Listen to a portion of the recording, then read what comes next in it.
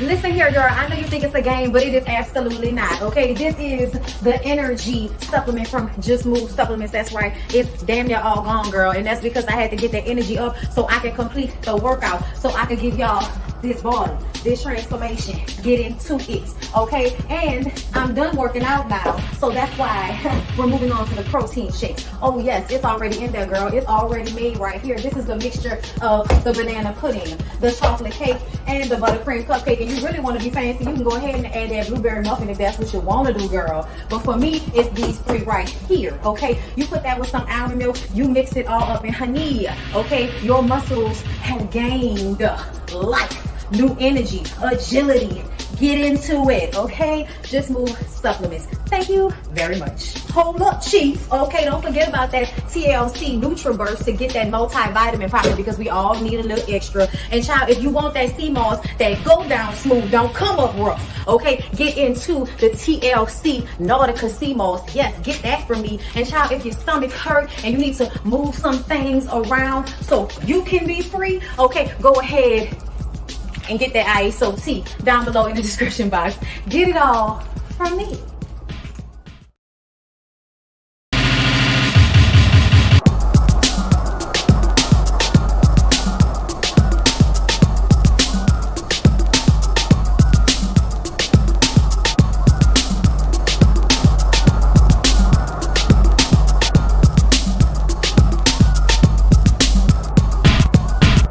Come on in, come on in, come on in, not come on in, not come. Sorry, y'all know I'm weird, whatever. Hey everybody, what's up? It's your girl BondyBlue. So let's go ahead. Hey everybody, what's up? It's your girl BondyBlue. Okay, follow me on Instagram and let's get into the video, right? Hey y'all, what's up? It's your girl BondyBlue, and I am back. Y'all let me know how y'all are hearing me and seeing me before we get into the notes for Weekends on. I appreciate y'all so very, very much for joining me. I know Real Housewives of Potomac is about to come on, so a lot of y'all probably won't even be in here, but I had to do it when I had the time, child, and it just so happened to be the moment. So here we are. But yes, everybody seeing and hearing me clearly, thumbsing it up, liking the video. It is greatly appreciated. I'm gonna give it a second.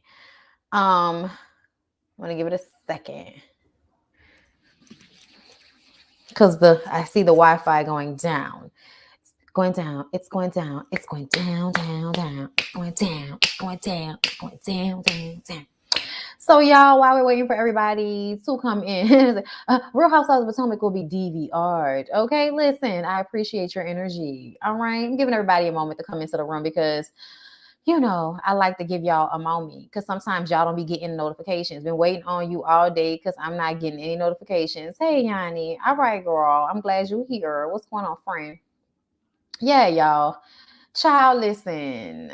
That Kai has been running her mouth. Okay, I was just listening to this live that she did, and she just continues to talk and talk and talk and talk some more about how she got played and all the great sex that she had with Darian that didn't amount to a goddamn thing because she got played like a soybean burger bitch, exactly like she was. Okay, and then got the nerve to have people in her live talking about how, oh girl, don't let them, talk to you like that. Darian knew what he was doing and you are an innocent bystander. I said an innocent bystander. I said a innocent bystander. Girl, that is not what you are, Kai. You may be many things, honey, but innocent bystander is not that, girl. You knew exactly what you were doing, and you said you didn't feel that you did anything wrong. So why do you feel like you are a victim? In order to be an innocent bystander, you would have to be a victim. Why do you feel like you're a victim? It's so funny to me that you're surprised that you got played when son was acting like a nigga who played people all the while. Like if he would treat, see, that's what I don't understand. She's 32 years old, so maybe she's still young-minded. I don't know. I mean, she obviously is young-minded because it's stupid that she thought that he was going to treat her differently than he had treated the woman he had been with for 14 years. And she's on her Instagram live talking about they wasn't in a relationship for 14 years. It doesn't even matter. It doesn't even matter. He's been sleeping with that woman, living with her, telling her that he loves her on and off for more than a decade. Okay. And if you can turn around and say that she was dumb, dumb diddy, then I'm going to need for you to realize that your ass is dumb, dumb diddy too. And you even dumber than she is, because when she got him, he was famous and there was a reason to give a side eye, but keep it pushing when he was around here fucking on everything that can move. But see, now that she is the breadwinner, okay, and he ain't got nothing really to show for nothing but seemingly a habit and some ones to count in his little condo apartment in the bed that Lex said that she paid for. Y'all was having great sex in Lex's bed. And somehow you assume that you would be treated differently, Kai? Make it make sense for me, my girl. You thought that you would be treated differently. Please understand that when a man treats one woman like scum on the bottom of his fucking shoe, he's going to treat you like that at one point as well. And it's not always about cheating. It's the way he turned it around on her. It was the way he talked bad about Lex to you. It was the way he tried to make y'all have beef as if you had done something to Lex for Lex to be talking bad about you, talking about she insecure, she feeling the way because you sold this and you sold that. That was all bullshit. So that you and that girl would never be cool enough to compare notes and show him to be the liar and the dog ass dude that he truly, really is. He's obviously been lying to the both of y'all while y'all was out here having great sex, okay? And even with the sex, mind you, he wasn't getting sex from Lex because Lex felt in her spirit that he probably was cheating on her. But you was busting it wide open, juicy booty bitch. Busting it wide open, putting that heavy booty all over the dick. Y'all was having great sex, right? And guess what? He still met up with you to tell you he didn't want to be with you and he wanted to be with Lex. And y'all could change the dates. Y'all can change the times. Y'all can do as much lying as y'all want to. But trust and believe, I feel like y'all fucked after the first date. Y'all physical situation was way too much for me to feel like y'all waited until after the third or fourth date to break up, especially considering that third to fourth date was her feeling a way about him not, being more clear about what he wanted. I was like, girl, you were sitting up there telling him that you wasn't a side order while being a side order. And now you want to sit up here and act as if you're surprised. You've been swindled. Like, girl. I ain't even talking from my notes. I'm not even talking my notes. But you know what? Let me go ahead and pull up my DMs right quick just so I could give y'all the Cliff Notes version of what she had said when she did her interview with Little Black Book, because I was sending the girls DMs while I was listening to it to keep them abreast of the foolishness that was being said so that they would not have to listen to that for themselves if they did not feel like it. So she said, first of all, Little Black Book be shading the shit out of people. That's what you gonna go with? That's what you're gonna go with? Is that what you're going to go with? I'm not going to do the accent. I'm not going to do the accent, even though I really want to. I really want to do the accent. I really want to be like, oh, is that what you're going to do? Oh, is that what you're going to say? I'm going to fuck it up, so I'm not going to do it. Anyway, but not him. Hold up, not his car declined at the Juicy Crab. Child, the Juicy Crab is not that expensive. I don't understand why. I mean, I went to the Juicy Crab, y'all. It was $17.50 for one bag of snow crabs. Okay, one cluster. I'm trying to understand. Which your car was declining at the Juicy Crab for, Darian? He cheated on her with a white bitch. She came into place in the condo and he was in there with a white bitch. Okay. That's when she destroyed his car. She destroyed his car because he was sleeping with some other white girl. That's why that's what happened.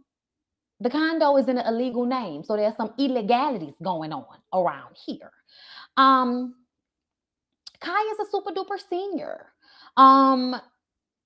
Then she calls her mom in, and that's when I think I tapped out.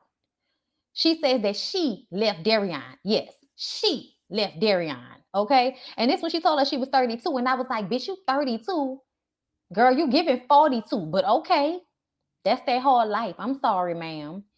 Yeah, child. She was on there saying much or nothing. That's all I had got from it. That he cheated on her, played her like a soybean burger, bitch. Okay. And now she out here looking dumb. And then, word on the curb is that both of them, probably was into the cocaine. Allegedly, word on the curb is that both of them was into the white girl and not the one that was in the condo. At least not the one that was in the bed in the condo. Maybe on the table, but not in the bed. Okay. But let me go ahead and now that I've talked about that interview, because that was on my spirit first. Let's go ahead and specifically get into the reunion. So first of all, I need for Eric in his Willy Wonka costume to size it up, size it up, size it up, size it up, size it up. Pull your pants down, please. Pull your pants down, sir. What the fuck? Also, Jessica, pull your dress up. Pull your dress up. It looks like it's falling. Her makeup was pretty. I was here for the ponytail of it all. I am wondering if she's pregos. Okay. I did love Lexi's look, but I really wish that they would not have put shoulder pads in Lexi's dress because she's already up here. She's already giving you up here with the shoulders. Okay. She's already up here with the Diana Ross with the shoulders up to here. Okay. You know what I'm saying? And I want her to bring them down. I want her to bring them down. Okay. And give the Bob some room. Give the Bob some rum, you know what I'm saying, to Bob and weave, because she's not giving the Bob any place to go up here. Okay, the Bob doesn't have anywhere to go with the shoulders up here. Okay, so I wanted her to put the shoulders down, and if she couldn't put the shoulders down, please take out the shoulder pads. Okay, but I thought her dress was pretty. I thought her makeup was pretty. I thought her hair was cute. I thought she looked amazing. She honestly was my favorite look out of everybody. And then let's move on, Darian. Darian, sir, the pink shoes, the pink blazer, those short pants. Sir, that's what you had for us. That's what you gave to us for this reunion. That's all you could offer us, Darian. Oh, I'm disappointed, nigga. Take it back to JC Penney. It is not worth the money. Okay. And Kai, child, Kai got her best. I took your man thought Angel Brinks bodysuit on with a crisscross to hold the titties up all perky and everything to show off that heavy booty of hers. Listen, I thought she looked good. I liked her ponytail. I liked her swoop. I think she looked impeccable in the jumpsuit. I actually liked the jumpsuit. I wasn't even mad at the jumpsuit. To be honest, I know everybody was like, she looked like a wrestler. She looked like this, she looked like that. No, she looked like a bitch that know her body is nice. And so anything that sparkles and fits that ass will go. And that's what she did. I don't know if I would have wore that to a reunion because I would have felt like I looked tacky. But I think her body looked great. I think her boobs look good. I think her ponytail with a little swoop was given. I'm not going to hate on this lady and say that I don't think she looked good. I'm not going to lie and say that she didn't look good just because I don't like her. I'm not going to do that. She looks good to me. I would have been like, well, all right, ma'am. If I saw her, if I was walking down the hallway, I would have been like, okay, ma'am, press. You know what I'm saying? But it's very much giving, I'll take your man whenever I feel like it. It's after the rub. It's a damn promise from me to you. Your sex life through. If you get another lover, I'll take him too. All I have to do is say a rhyme or two. He'll hop and leave you like a kangaroo. And it's like, girl, I know that's that. I know you think you did a salt and pepper, bitch. I know you think you took somebody, man. But like I always like to tell y'all, a man can't get took if he don't want to get took. Okay? And what that mean is, you ain't do nothing. You and your heavy booty ain't still no nigga. That nigga wanted to you, but he wanted to be with his old lady. And he begged his old lady to take him back. And his old lady was like, I think the fuck not. Because she woke up. And you assumed that you was woke because you backed out of the situation now. But see, Kai, what you don't understand is that this man was showing you evidence of who he was this entire time. The fact that he popped up with some white girl in a condo is not a surprise to anybody but you because you are super duper senior. The fact that he did what he did to Lex was evident that it's a possibility that he was going to then in turn disrespect the dog shit out of you. And that is what he did. And you allowed him to do that and somehow convinced yourself that you would be different. And I don't understand how. Young girl, I'm gonna say young girl because I'm a year older than you. Young girl, get it together. Get it together. And I want y'all to know that having grown ass kids don't always make you mature. You're not mature just because you busted it wide open to have some children years and years and years ago. Obviously not. Had that conversation about not taking somebody's man in front of your son. Had people talking about you dirty in them fucking comments. And your son saw that. And your son got to go to school because his mama, is on a fucking show being a thought pocket and acting like she ain't do nothing wrong and making an enemy out of herself. Like, I hate when people act like they do shit for their kids, but the truth of the matter is they think that taking care of their kids is enough. They think doing the bare minimum of making sure that your ass is alive and fed and shit and giving you hugs is enough. But you needed to be smart enough to protect your child from what the public will say about his mama and how that will make him feel as a young man having to grow up with you as a mammy. I'm sorry. I'm sorry. The read needed to happen because when I saw her son in her live and her mama had to call in and tell her, girl, get your damn son out the room. Why is your son in there while you're talking about these grown things around him? Okay, girl, it's not what you were supposed to do. It's probably not what you were raised to do. But some of y'all just gonna be birds because y'all want to be birds. I don't even blame your mama. The fact that your mama called you and told you was fucked up told me that somebody must have tried. Somebody must have did their best. Which is why your children are alive and healthy right now. But they ain't got nothing to do with why you are thirsty enough and delusional enough to think you have all the confidence in the world. When the truth of the matter is, if you had the same confidence you claim you have, bitch, you wouldn't be in this position right now. But let me go ahead and get back into the show because I said I was into the show. I'm sorry. So y'all, I don't have a picture, but Dr. Nicole had looked good too. I liked her big hair and I liked the pink dress. Like she was giving me everything. You know what I'm saying? I like Sharonda's dress. I'm sorry, Sharonda. I like LaRonda's dress, but I did not like the harshness of the gray eye with the red lip like that. I feel like we should have done a little bit softer on the makeup considering the color of the dress and everything. But I thought she still looked beautiful. I thought that I was so happy that even though it seemed as if Sean was not wearing socks and I could see his incisors, I still felt like he looked dapper. And guess what? His ankles were covered. Yeah, y'all, let's get into it. Okay. So main things, y'all. I ain't about to do no blow by blow. Main things. Lex feels like the process showed her the truth. She would have been engaged to Darian at this point and not known a thing about him sleeping with Heavy Booty Kai if Kai had not put him on blast on the show. Darian says that everything he did was from his gut, telling him what to do, most of it. I said, nigga, this is the beginning of you saying shit that don't make no sense. This is the beginning. This is the beginning of you saying shit that don't make a goddamn link of sense.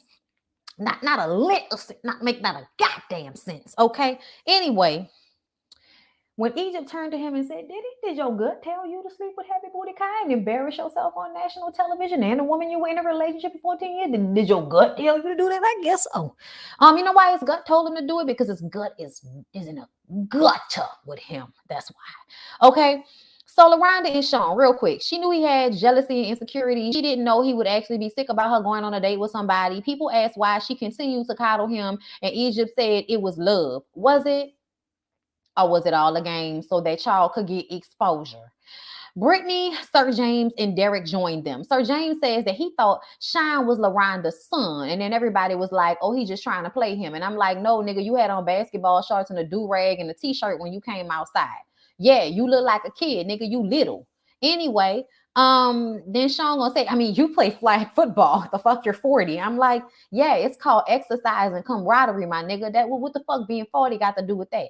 Anyway, then Brittany says that Shine's third date was very misleading because it made her feel like there was a possibility that something else could happen in a relationship. But oh no, he offered to take her to Florida, but he was holding back. Sean says that, Brittany's great. Brittany is amazing. And, they related to each other very well because they're in the entertainment industry and she's cool. You know what I'm saying? But like I said, y'all never really had any problems. Okay. LaRonda is okay with being a parental figure for Sean. Sean is okay with being, with a very strong woman that low-key babies him. You know what I'm saying? Like, their relationship is fine. They're not married because they don't have the financial setup to get married yet. They probably will. As soon as the show was over, they couldn't wait to show us how in love and happy they were. And that's because the shit was fake for them. The only thing that was probably real was him working on his issues and him having jealousy of her going on those dates, and that aggravated her, knowing that, we just doing this so you can have exposure. So stop fucking overreacting to me going on these dates when you know good and goddamn well I'm not interested in none of these people. I'm probably only doing this show for you so that you can get a connection to Will Packer. Sean says that, Brittany is a man. I said that Derek could be on the roster. Yes. She said that Derek could be on the roster if Sean wasn't in the picture. And, LaRonda says seeing the connections that he was having was difficult, throughout the process. So for both of them, seeing the connections they had with other people was bothersome. Girl, bye. I'm over it. Jessica and Eric. So she didn't expect to get a ring because the process was rocky the entire time. Girl, we didn't expect you to get a ring either because the process was rocky the entire time. What else had happened? Eric liked that she was willing to work through it, and I feel like she was always willing to work through it. Why is that now the thing that helped you realize this is the person you wanted to be with? When from the very beginning, her deciding to even come on this show to watch you go on dates with other bitches when you had cheated on her in the past, just so y'all can get a better understanding of y'all relationship, was obviously her putting forth effort.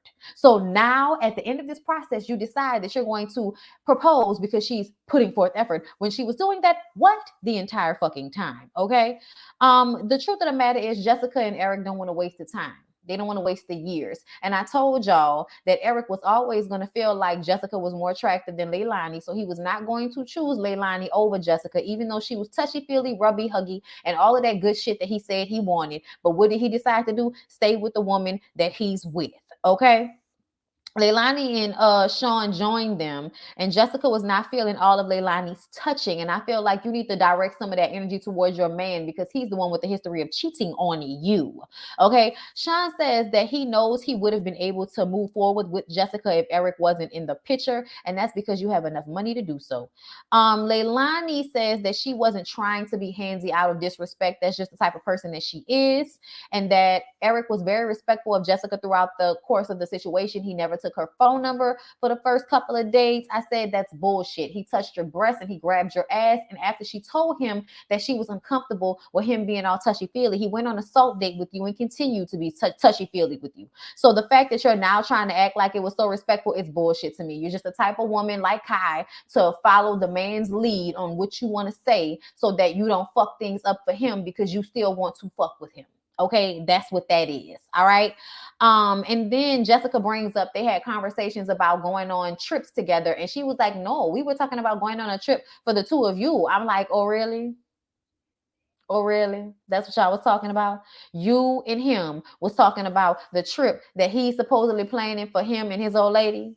When? In between grabbing ass and touching titties? When? In between all the touching and getting hot and bothered and all of that type of shit. I can't stand when people act like we're not watching what we watching on a fucking show.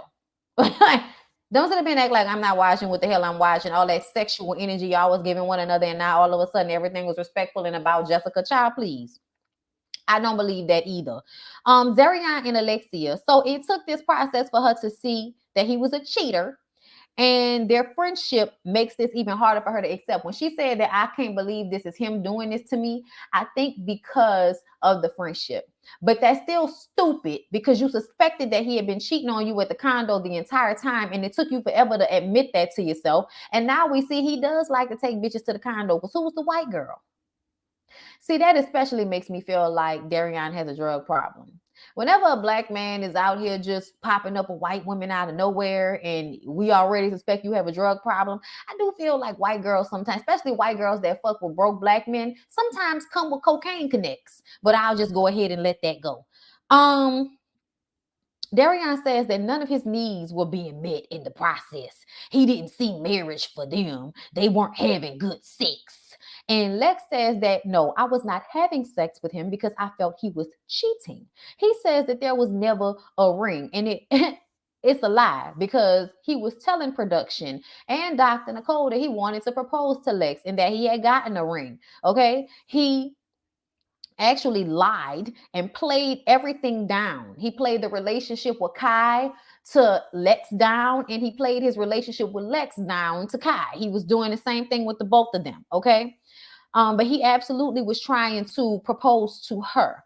And Lex would not forgive him. Lex would not move. Lex would not change her mind. She would not take him back after all of these years. And he found out the 14 years were a lie.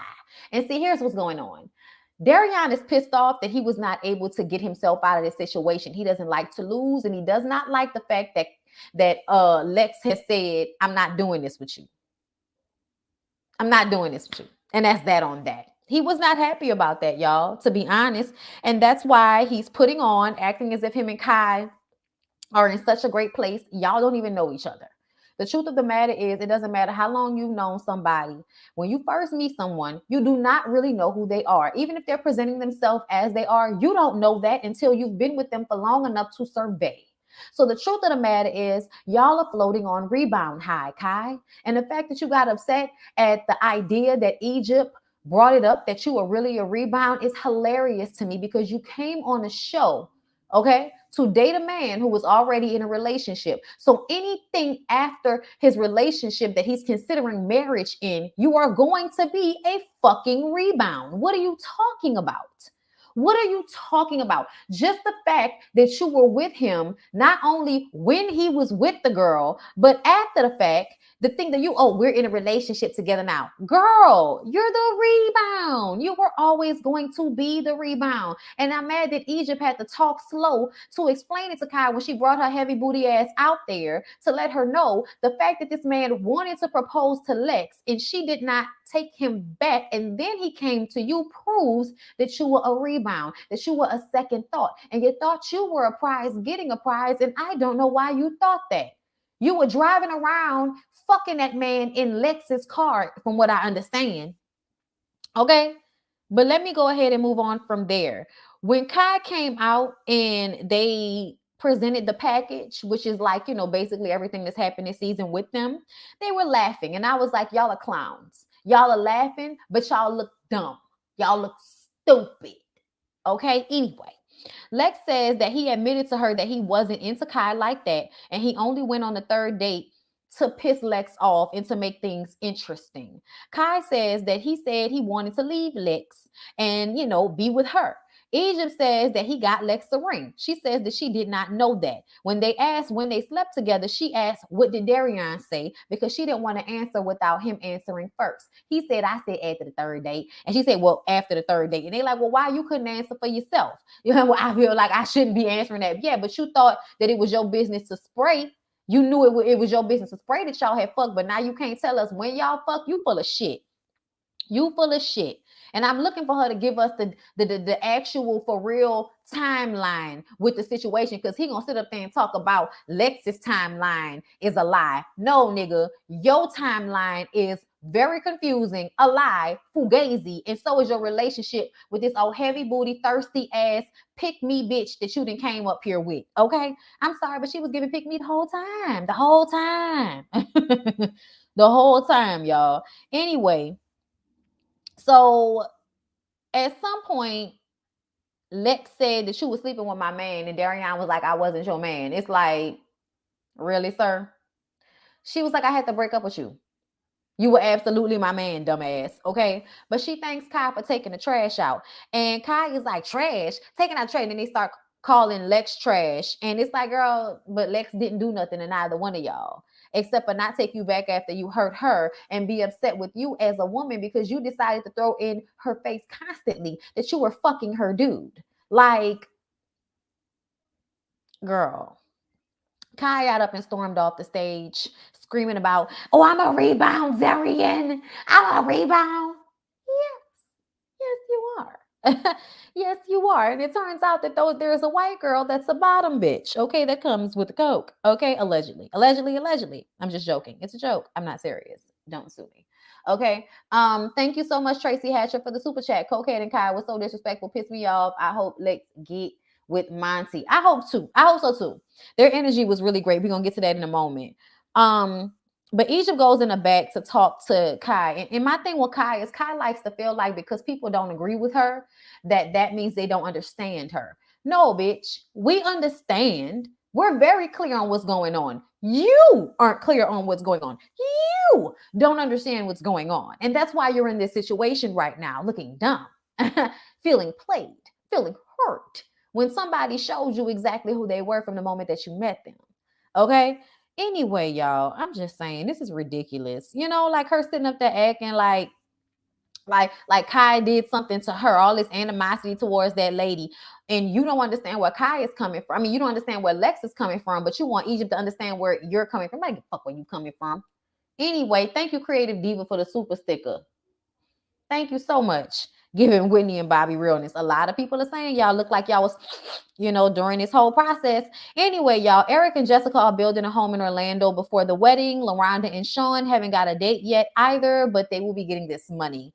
Lex and Monty have been talking for a while now, and also during the reunion show, a scene that they didn't show during the episode but it was online, was Chris and how he went and sat next to Lex on a sofa after she expressed that she was attracted to him, but she had shut herself down from him when they went on their dates because she was trying to focus on Darian. But now she feels like a fucking fool for not taking full advantage of the opportunity like Dr. Nicole was telling her to. But Darian was struggling through that whole scene when both of those men were letting their intentions known that they were still very interested in her, from what I can tell. The fact that she's still talking to Monty, the fact that Chris got up and sat next to her while she was over there on the sofa alone, it just, I was here for them giving her the energy to make her feel good and wants it, since Darian was making it his business to make her feel obsolete and make her feel like she wasn't shit because she's decided to choose herself above him. Finally, after all these years of bending herself into a fucking pretzel to be available for him when he was not willing to do the same for her at all.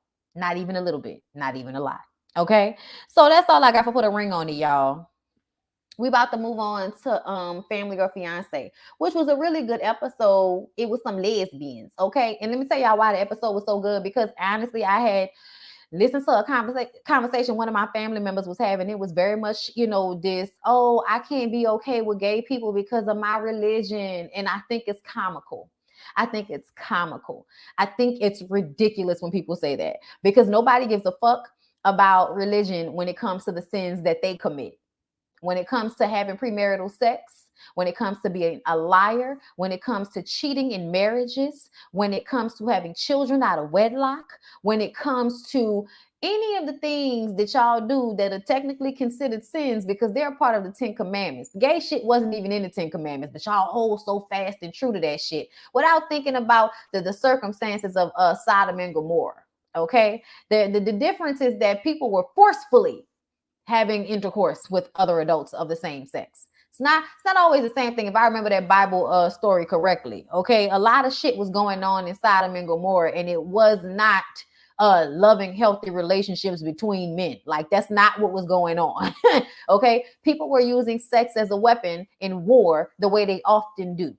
Okay, if you check out Africa, people use sex as a weapon of war. They're very often against women, to the point that it's a fucking problem that somebody needs to be doing something about. I mean, somebody needs to be out here with a hacksaw making you niggas cry. Okay, but I'm gonna go ahead and let that go.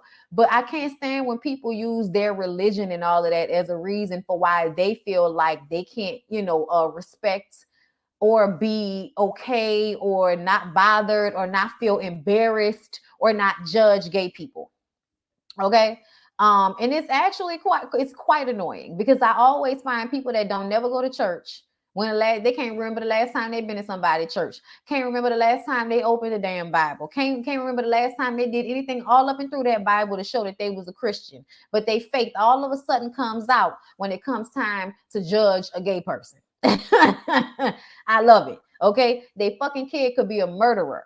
Okay. And then the Lord won't come out nowhere. Somebody's gay. Oh, my religion though.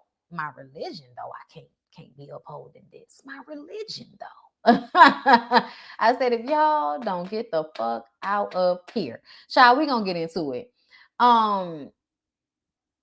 Right. God named 17 heterosexual sins, but oh yeah, focus on the homosexuals. Let's focus on that. You know what I'm saying? Like, it's just, I think a lot of what Black people don't understand is that our feelings toward homosexuality come from, once again, sex being used as a weapon against us. Our men, you know what I'm saying, being taken advantage of by other men, you know what I'm saying? And in those types of situations throughout history, those things are also tied to it. But when people want to put God on it, as if they have not sinned, as if they have not continued to sin, be gluttonous, and do all kind of things they know aren't right in the eyes of God, but they like to choose which sins are the biggest to them. Right. Thank you, Bondi. I hate when people refer to Sodom and Gomorrah like they know what the fuck they talking about. I mean, like, yeah, no, that seemed like a place where people was wilding and people were doing terrible things to one another. Like, it wasn't just like, oh, these gay men was married in the Bible and the Lord was like, no, step on them. No, that's not what it was. At least not from what I can recall and reading that shit when I was going to church like that. But anyway, y'all, let's move on. Let's get into the actual story. But I had to say that because it was on my spirit, and it was the reason why I thought the episode was so poignant, because I actually had just heard a conversation like this and I was chuckling in my spirit because I was just thinking about the person who was saying it and how much they sin and how much in their life they have not been what they were supposed to be. And as a heterosexual man, it did not do anything. You know what I'm saying? Like, it you know, like, I'm not even gonna go all the way into it, but people kill me, y'all. People kill me with the hypocrisy of how they can ignore all of their own sins, all the things that have been a detriment to them, to their children, the things that they have not done as a person. All of that can be ignored and forgiven. But as soon as somebody shows up as gay, all of a sudden we all in our fucking feelings and uncomfortable, and the Lord will save them. Like, child, please, okay? But like I said, Erin and Amanda. First of all, Amanda's adorable. Okay, that's the first thing I noticed, was that Amanda is adorable. Okay, I just want to put that out there right now. I was like, oh my God, why is she so cute? You know what I'm saying? And I just meant like her hair and her like little face and then her energy. Like, she was just really adorable to me. And I don't know what it was. Anyway, but they're super cute. Okay. Met at Pride, been together for 5 years. Their families don't necessarily respect their relationship. Okay. Over here, you have Erin's mom, dad, and brother. Y'all, I'm going to tell y'all, this is what we don't know about their family. But when Amanda talked about how trifling Erin was, when I looked at the family, I was like, yeah, I could be wrong. And I'm happy to be wrong. I'm so happy to be wrong. But this is the type of family that doesn't clean the floor and then they walk around the house and get dirt on the bottom of their feet and then get in the bed and put the dirt in the bed. These are those types of people, if you ask me, which is why she's so trifling. And if they aren't those types of people, I'm trying to understand why you have a son and a daughter and you didn't teach either one of them how to clean up after themselves. And I'm just assuming she didn't teach the boy how to clean up after himself, because most women don't teach their sons to clean if they don't teach their daughters to clean. Like, normally it's always the daughter that's taught to be responsible and do, you know, and clean up after things. And the fact that they were talking that shit about how, oh, she's always taking care of this, she's always done that. Y'all are full of shit. Y'all don't want people to know y'all are trifling. So that's why y'all acting like y'all don't know what's going on. But for Amanda, who's clean, this is a problem. When she said the bitch will leave mustard on our sofa as if we didn't just spend all that money on it, I said me and Amanda will get down real cool. Okay? Because I don't like that shit neither. Respect our stuff. Don't be so, you know, lazy and lackadaisical that you ruin things. It's a form of stupid tax. Hey, D. So, y'all, I ain't gonna lie, I really do feel like at some point the daddy was cheating on the mama. Their energy feels disconnected. And what I mean by that is, yeah, everybody is all closed in and shit, but there was a moment twice where the energy just made me feel like the dad feels like he cheated on the mom at some point. And I don't know if I'm wrong. I'm probably wrong, and I'm happy to be wrong. But something felt amiss between the two of them, a disconnect, which made me feel like the mom was in a negative place when Amanda came to ask for Erin's hand in marriage. She said she was going through something. They talked about, the daddy said several times, You have to be willing to stay in a marriage even when you don't like each other, even when things aren't good. And as a person that understands that, as a married person, it's because they've been through something. Of course, everybody goes through things, but it was just something about the energy that made me feel like there was something that happened there. The energy was disconnected. Exactly. It actually didn't realize they were still together. Right. Like it reminds me of Braxton's father. Okay. So I'm not the only one that was feeling that. And I hate when I speak on things that I have absolutely no evidence, that nobody spoke about it, but it's just something I was feeling about them, which made me feel like that was probably why the mom was so bitter towards the relationship being a marriage. Not just that they were gay, because you were perfectly fine with the gay relationship before you realized they wanted to get married. Even when she said that they were in Georgia, they were here in Atlanta visiting her family, I believe, over Thanksgiving, and they had a good time. And Amanda was surprised to find out that the mother actually did not feel like they had a good experience, because she heard the two of them arguing and fighting, and it made her feel a way about Amanda. Okay. But at the same time, people fight and people argue. I really do feel like you were going through your own situation at that time about marriage. You know what I'm saying? So you couldn't be happy for your daughter in that moment, especially because you don't agree with it as far as the religion is concerned. But I often feel like that's just bullshit to me. I'm sorry, y'all. I firmly believe like that's bullshit, because I feel like people happily ignore their own sins, but love to point out and wrap other people in the sins they think that they're committing. But anyway, moving on from there. Amanda's mom gave her up to her grandmother when she was 5. So they don't have a deep relationship anyways. The mom right here, she looked just like her mom. Okay. And it's very hard for Amanda to try to have a relationship with her mom, because her mom is never taking responsibility for the fact that you left me for dead with grandma while you went on to do whatever the fuck you want to do, had the 2 twins after, and took care of them. And even them, she didn't take care of them the way they should have been taken care of. She admitted that herself later on in the episode. But, you know, Amanda is at a different place. Erin and her mama used to have a really good relationship, but Erin's mom is not accepting of her being gay. Every time they talk, they got to have the conversation all over again. That shit is exhausting. And with Amanda's mom, it's like, I don't even give a fuck how you feel. You need to figure out how I feel about you, because you weren't there for me. Okay. So that's that on that. So Amanda expresses to Erin's family that she doesn't feel they respect their relationship, calling her at 3 a.m. in the morning. If I was a man, would you do that? Probably not. Erin, I said they had been together for 5 years. Erin's dad is more about Amanda being able to provide. I didn't like that, but I also understand that as a man, that's where he's at with it. Thank you so much for becoming a member, Delilah 954. Y'all know Love and Marriage Huntsville, and its full review will be on my Patreon and my, for my Patreon and my members. I've already sent y'all a code for it in the Discord, and I sent y'all a code on YouTube and in Patreon, so that y'all will be able to get to that one right after we finish this one. So yeah, y'all. They say that Erin is normally on top of things. I told y'all that's bullshit to me. I feel like that's a lie.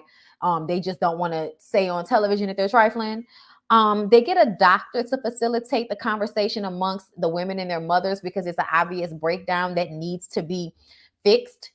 Erin's dad used to have an issue with it, but over time, he's gotten over that. He really loves Amanda. Okay. So when they sit down to talk with the moms, Amanda doesn't feel like her mother. I'm sorry, hold up. I'm skipping over Erin. Oh, did Amanda go first? I think Erin went first. Erin expresses that she feels her mom doesn't accept her sexuality, and it needs to be genuine, meaning that you act like everything is good, but it's fake. You're really not happy for us because you don't want this, and we want it to be genuine. We don't want the fake love, because they feel like it's been fake love this whole time, with her being cordial, but her still having negative feelings about Amanda and Erin's relationship underlying. You know what I'm saying? And she says it's not something that she's going to be able to change overnight, but she loves her daughter no matter what. And it was a really beautiful moment. When I tell y'all, me and Lyric were sitting up there crying, watching them talk, because for both of them, it was so important for their mothers to show love and support, whether they said they needed it, said they wanted it or not. And when Erin's mom was like, I'm sorry if I did not let you know that I would love you regardless, that I would love you anyway, even if this is hard for me to accept, I love you anyway. And I do want you to be happy. And it was just a really beautiful moment. And then when they moved on to Amanda, Amanda's mom, for the first time, took responsibility and said I was a selfish bitch and that it always seemed like something else was more important than being responsible and paying bills and taking care of my kids. And now, all these years later, I realize the pain that I have caused you. She said, I'm looking at you and seeing the pain that I have caused you, and I'm so sorry. And she apologized to her and she hugged her, and it was a beautiful moment. But Amanda still had to be real and say, I don't know if I feel like you deserve to be in my life because you did not make sacrifices for me. So why should I sacrifice my peace to give you another chance to possibly disappoint me again?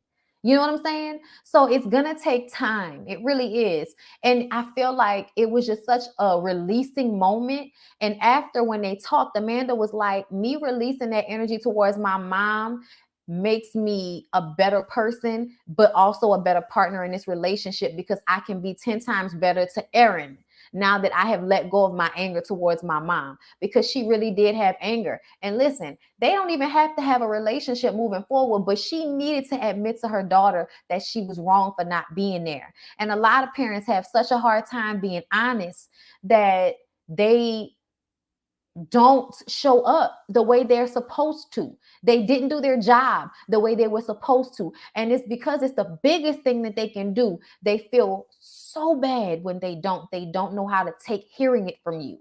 They don't know how to take the guilt of it. But that's the brevity of the situation. That's why it's such a big deal to not, leave your children and not take care of them and not be there for them as a parent, because later on it's going to be a tough pill to swallow when you have to make up for all of the detriment you have caused by not showing up because you thought something else was more important.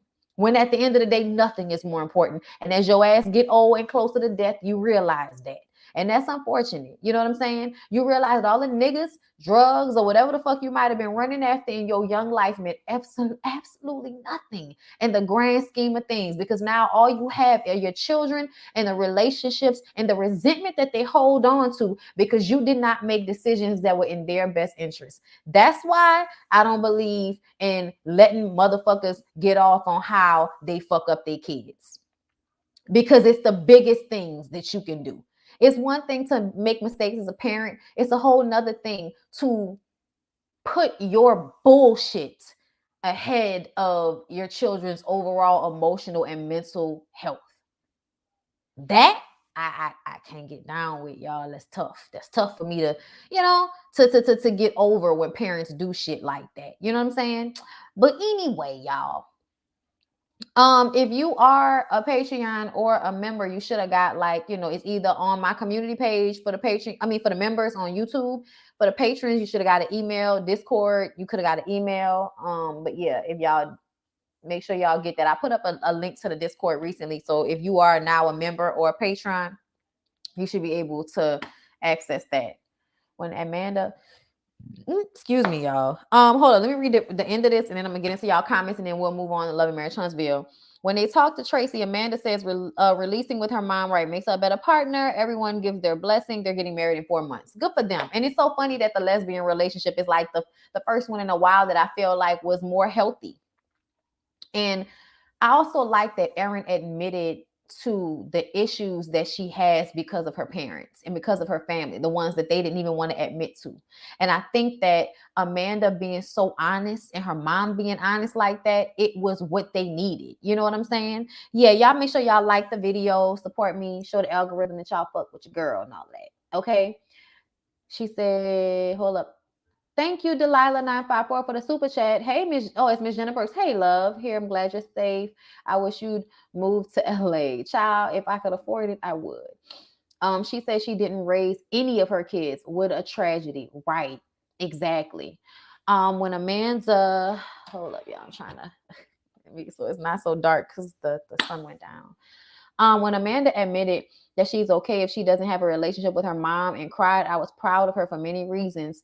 One, she's at peace and loves herself. Two, she doesn't need validation. Exactly. I liked her a lot. I really did. And it was because of how sound and how strong and stable. And I mean strong in a way of not allowing people to get in the way of her own peace and happiness. When she told the daddy and them at the beginning of the episode, that she wanted to be happy whether she was with Aaron or not. I feel like that was such a huge thing for emotional and mental growth as an adult, to know that my happiness doesn't come from anyone else, and I want happiness for myself regardless to whether I am with this person or not. So many of us put our happiness wrapped up in our relationships. If I'm not with this person, I'm not happy. If I'm not in this relationship, I'm not happy. It shouldn't be that way, because everything you need is within yourself. So you should be happy just based off of your own energy, your own situation, who you are. You should be able to figure out a way to make yourself happy, because you are you. You can't put that on anybody else. And I love that Amanda was grown enough to not only recognize that, but to verbalize that in a way that was understood by everybody.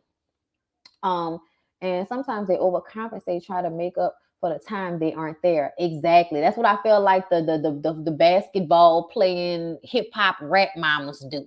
Y'all don't be there because y'all want to be smoking crack, sucking dick somewhere when them boys is kids. And then when they become adults and successful, you want to reap the benefits and try to overcompensate for what you didn't do and be all in their relationships and doing too fucking much. Okay. I didn't think her parents were together first. Right. It was weird, but the way they were there together and everything and what they were saying, it made me feel like they were still together. But it definitely feels like that man and fucked something up in that household. But I do feel like they were a beautiful couple. I mean, my member badge ain't showing. It is showing. Your member badge is showing. Amanda was giving it straight no chaser. I loved her. Right. I think her marriage will work. I think their marriage will work out too. It seemed from a place of love, support, and health. A relationship that isn't built out of toxicity. That is what I appreciated so much about it. The fact that they seem to be a benefit to each other. So often people think they're a benefit to each other when they're really not.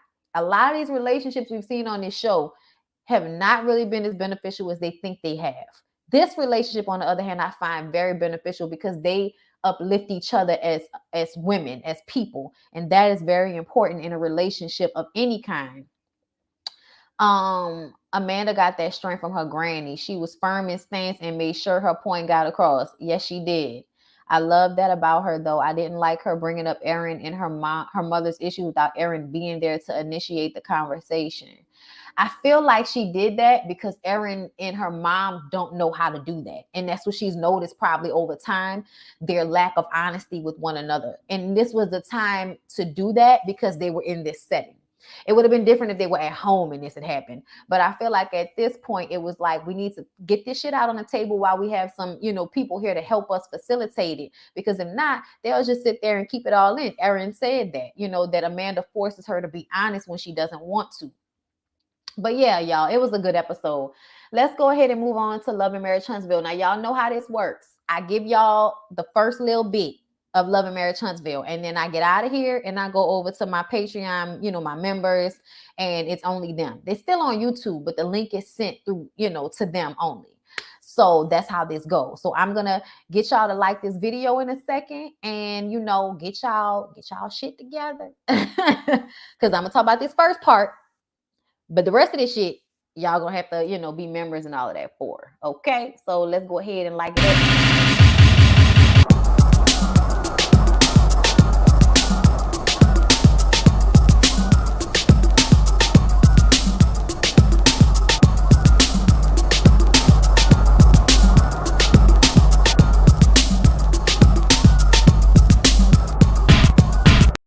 For ya, twerk for ya, hurt for ya, don't work for ya. All right. Okay. All right. Okay. We ready, y'all? Okay, we getting into it. Love, Marriage, Huntsville. Start. So the episode started off where the last one left off, which was with the men speaking about Martell.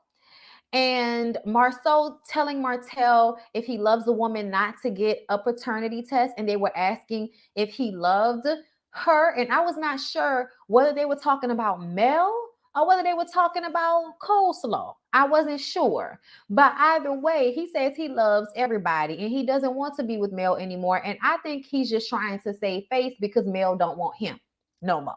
Okay? That's what I think. That's what I believe. Mel is inside speaking to Wanda and saying she does not like the way that Wanda went on to Coleslaw's Facebook and Instagram to say how beautiful she thought she was.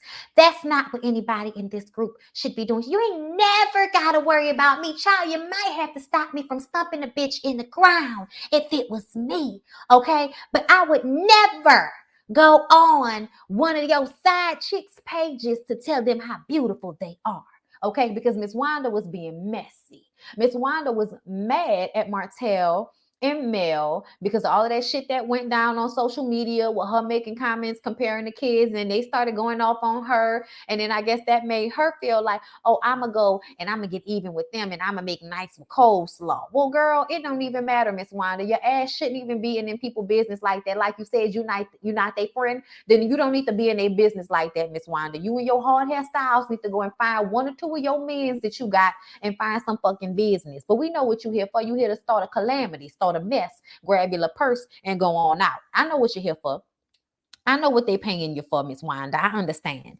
Destiny says it's like you are supporting the situation. And Wanda says, oh, for you to believe that you have low self-esteem. You have low self-esteem. I said, Miss Wanda, you barely know what low self-esteem means, ma'am. But all right. Destiny gets up and says, look at me. I don't. Look at me. And I'm just like, I don't know why y'all let this old ass lady get y'all all upset when all y'all had to do was trip her when she was walking past y'all, and this would have been a done deal. Y'all did not have to give her all this energy and time. I'd have threatened to kick that lady in the neck and walked out the room. Honestly, you wouldn't even got me to walk out the room. I would have kimmied her ass. I would have argued her down. I'm more of an argue down type person. The only time I'm going to walk out of a room is when I feel like I'm about to curse your ass out real bad. And in order not to escalate the situation, because I know how I am. Woo! Child, there have been some times in these past couple of months where I have definitely had to go and collect myself as to not make situations worse that don't need to be worse. Because I feel like New Orleans, see, y'all think I talk bad, but New Orleans people don't know how to talk to people just in general. Like I'm gonna tell y'all, I done had a situation where somebody was talking to me crazy in my fucking house. And I remember I was just sitting up there like, I know where it's coming from, and don't mean no harm. Don't mean no harm, but still don't know how to talk to people and think that they not being disrespectful when in fact they fucking are. Y'all think I'm bad. It's really not me, y'all. I promise y'all, I'm not that bad. I know y'all think I am, but I really am not compared to some of the people that I know. Okay? And if it were not for the way I was raised in the grace of God, I would have cursed them down for their Jesus, because I will read you about your life and I won't even know nothing about your life. And I'll read you down to your motherfucking toenails, to your hair follicles. Do you hear me? Okay. I will find a way. All right. I will find a way to read you the fuck down. It don't even matter. It don't even matter what the issue with the child. I'll read you about a positive thing. Okay, like, but I just feel like with Miss Wanda, it would have been me and Kimmy with this situation, because I would have got her ass together. It wouldn't have been no, I'm gonna walk out before I say something I'm gonna regret. No, bitch, I'm gonna say something and then you gonna regret fucking with me after I say it. Okay, that's how I felt about it. But anyway, the men are asking if Martell loves his side chick. I assume Marceau asked if it's a hot boy summer, and he said it's always a hot boy summer. I said Coleslaw must be feeling real stupid right now. You did all of that. That man left his wife, got a divorce, and he might be coming over by your house and fucking you from time to time, but he's still not wifing you. You know why? Because if he wanted to, he would have left his wife for you a long time ago. The fact that that man was still with his wife means that you played a position. He wanted to fuck you. He wanted to lay up with you from time to time, but he wanted to go back to his wife. His problem was not knowing how to stop when he needed to stop. Okay. His problem was not realizing that he did not need to blame Mel and he needed to take the lick. But his lack of responsibility as a man, because he was probably raised to not have to take full responsibility for himself in some ways. I told y'all time and time again, Martell was raised by a woman that was used to her man not being there. So she raised her son like her man, and then made him feel like he was the shit for being bare minimum, because she didn't even get bare minimum. The fact that Martell went to somebody's school, did something with his life, cut his hair before we fully saw him receding, child had some children and took care of him on a daily basis, that makes him feel like he's entitled to be an asshole to everybody. And that's the problem. You fucked up. Take your lick. And he didn't know how to fully take the lick. And that's why he lost his wife. Not because he cheated on her, not even because he had a baby on her, but because he did not know how to take his lick and shut the fuck up. He didn't know how to do that. He had to fight it. He could not take the blame being on him. He had to find a way to make it Mel's fault, even though Mel knows for a fact that she had lockjaw trying to suck dick to make him happy. And it still did not work because it wasn't about that. It was about the fact that he wanted to continue to fuck with that girl and he just wasn't going to stop doing it. He didn't want her more than Mel, but he wanted to have both of them at the same time. And I was just like, child, hey, Jay Lee, why high and by? Why high and by? What'd I say? Anyway, I'm just saying, like that's how I see it. That's why he wanted her back, because he never really wanted to lose her, but he didn't know how to take his lick.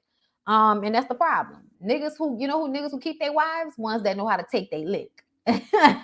They be like a broke dick dog for a good year or two.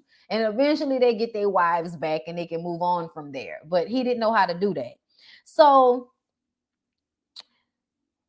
everybody is talking about how Maurice, Lewis, and Maurice and Marceau's brother, I forgot his name, who was there, have all been married twice. And Marceau was like, I don't know how y'all do it. I'm not getting married again. And they like, so what you gonna do? You know, you must not value. She said, nothing. I'm halfway asleep. Love you, girl. Love you too. She said, I'm sorry. He said that he's not gonna get married again because him and Tisha aren't breaking up. I said, you gonna leave? You gonna kill her? You hit me, bitch, you're gonna make it, I kill you. That's what it sounded like. But when his brother said he doesn't value marriage or family like that, I was just like, what the fuck are y'all talking about? Like, the scene was so chopped up to me. I didn't know who was talking about who or what the hell we were talking about. But what I do know is the show was trying to make us feel like Marceau and Tisha are on shaky ground, and they're trying to make it seem like they're not. That's what it made me feel like. It also made me feel like Martell is fronting like he don't want to be with Mel anymore, but he absolutely wants to be with her. It's just she don't want to be with him. That's just what it is. Okay. But yes, Wanda is still inside saying that Mel and Martell should be together. Mel says that she doesn't like the way old women tell younger women to be in toxic relationships that are killing them on the insides. Okay. When a person is lying and cheating every day, Wanda, yes, it kills you on the inside. Well, I understand that, Mel. I do. But you knew about the cheating for 5 years. You was friends with the girl. But I wasn't friends with her after. I don't talk to her now. And we share a baby daddy. Like At this point, Mel is pissed and gets up to leave because she does not like the fact that you're trying to make it seem like they sister wives, because that's what Wanda said. You knew about it for 5-6 years. You was a sister wife. Let me tell you something. I don't give a fuck how long I know my husband is cheating on me. I don't care if I'm okay with it for 5 minutes. I could be okay with it for 2 years. I could have felt like I know what he's doing. I don't feel like fighting right now. I'm not going nowhere. He not going nowhere. Go ahead and do what the fuck you want to do. Just make sure that it don't come to my doorstep. I could very much feel like that. And guess what? Whenever I decide to get up and leave, can't nobody turn around and tell me that I need to go back because I knew about it before. Get the fuck out of my face. I decide what I take and when I've had enough. And when I've had enough, I can leave. And I can still leave even when I love somebody. I can love their fucking ass from afar. I can love him as the father of my children. I can love him as the man that I thought I was going to spend the rest of my life with. I can love him as the man that dicked me down for a good 14 years of my life. But at the end of the day, that don't mean I have to be with him. And that don't mean that anybody that's outside of our relationship needs to be impressing on me how I need to go back to being with his dog ass because nobody's going to want me with 4 children. Bitch. This ain't the 60s. Wanda needed to go on somewhere with that shit. She really, really needed to. Okay. When Mel loses it and walks out, Destiny follows behind her. And Wanda then turns it on Kimmy saying that, y'all run up behind Mel. You ain't never seen me run up behind Mel. Man, we have seen you run after Mel in the parking lot a bunch of times. Okay, we have seen you run up behind Mel. We have seen you run up behind Martell in a parking lot at least twice on this show, Wanda. So you absolutely have run up behind Mel. Please stop, Wanda. The fact that you all in Mel and Martell's business is you running up behind them, worrying about what they got going on when it has absolutely nothing to do with you or your children or your daughter. Okay, but she starts going in on Kimmy about how they, wouldn't have had Tisha's back like that if it was Tisha. And Kimmy is actually having this conversation with her. Like, what are you talking about? I have never gotten in Tisha's ass the way I should have because I know she's sensitive. Okay, Wanda? So trust me, everybody has been allowing you and Tisha to disrespect me so that I don't go off on her. We've allowed it. It's happened. Okay? Trust and believe. She has definitely been defended. She has been protected. And you have as well by proxy. So no, I don't want to hear from you about what I've done to your daughter when you can't give me a fucking example. Wanda talking about the shit you done on the show and on social media. Tell me what I did, Wanda. Tell me what you see. Tell me what you see, Wanda. I don't want to hear all that. Save all that air. Tell me what you see, Wanda. I want to know what you see. Tell me what you see, because you ain't seen nothing. I was just trying to, you know what? You were just trying to argue to argue. You were just trying to argue to argue. You were just trying to come on this show and make a splash and get a little scene, have a little camera time and upset somebody and then take your little person leave like you're Estelle Getty or some fucking body. Okay, this is not the Golden Girls, all right? You are not Sophia Petrillo. This is not One Time in 1921. Get the fuck out of here with that. Nobody likes you, Wanda. Take your ass back to your two men's, okay? Take your ass back to your two men's, and it is correctly pronounced men. It is M-E-N. That is the plural. M-A-N, man, is the singular. Men's is not a word, but it sounds funny, and I like to make fun of you, so I say men's. So after Kimmy gets her ass together and tells her that you ain't got nothing to say, you ain't talking about nothing, so get curse out, nothing like that. But she said, you ain't shit. You ain't got shit. You ain't seen shit. You don't know shit. And she said that, and that was that. And Wanda dismisses herself. Child, she walked out that damn, she walked out black like she was wore out. Whoo, Lord, I'm tired. I'm about to go home and take a nap. Lay down on the sofa and put on some type of murder mystery ID channel show. Because y'all know Wanda is the type of woman back in the day that would have put something in her husband's glass, make him go to sleep and not wake up. She collected insurance money. Hardly could read. Anyway, if you're not a member, I'm sorry, boo. That's all I got for you. But my members and my Patreons, I'll see y'all over on the other side. Love y'all. Hope y'all enjoyed the video, and I will see y'all next time. You probably won't see me tomorrow, but maybe Tuesday. Okay, as far as life after lockup, y'all, wasn't much happened. I'll probably combine that and Raising Kanan into, a 2-for-1 whenever I get a chance to get back on it. All right, just so y'all know. Love y'all. See y'all later.